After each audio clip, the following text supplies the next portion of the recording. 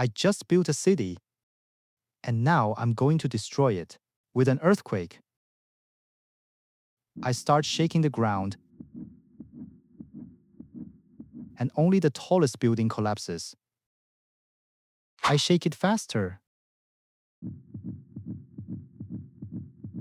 This time, it's the second tallest one.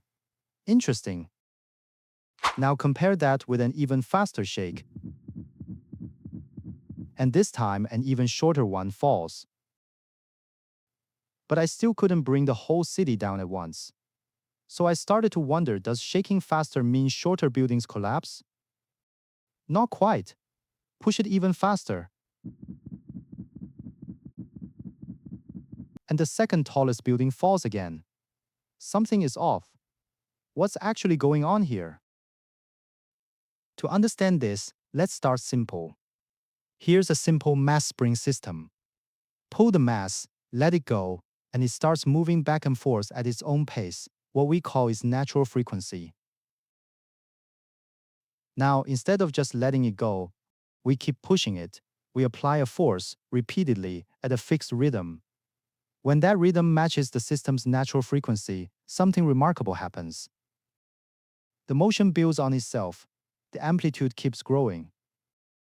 This is resonance.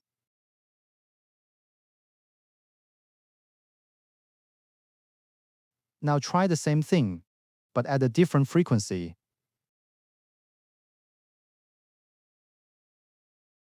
The motion becomes irregular, but the amplitude stays bounded. It never takes off. Same system, same force magnitude. But the timing changes everything. And that's exactly what's happening in the city. Each building has natural frequencies, not just one, but several. And each one comes with its own deformation pattern.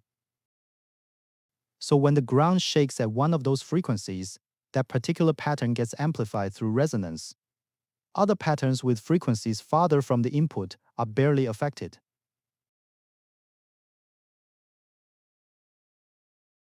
Of course, the match doesn't have to be perfect. Patterns with similar frequencies can still be excited too. But the closest match is amplified much more strongly and much more quickly.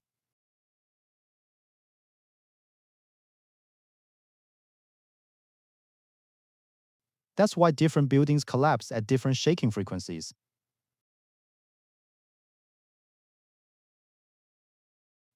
But here's the thing about real earthquakes. They're not clean sine waves. Real ground motion is messy, irregular, unpredictable, packed with many frequencies all at once. Building responses shift in real time, and the motion becomes genuinely complex. So how do we even begin to analyze this? That's really where structural dynamics begins. And as soon as you try to look at it more carefully, very quickly, you run into linear algebra, numerical methods, probability, and frequency domain thinking. And honestly, that's where a lot of people get lost. But the core ideas are physical and geometric. They don't have to live only inside equations. So I'm going to make a series about structural dynamics. We'll start from the very basics, so don't worry if you're just getting started. And throughout the series, the approach will stay the same. Intuition first. Visualization. Physical reasoning before the formalism. If you'd like to follow along, subscribe. I'll see you in the next one.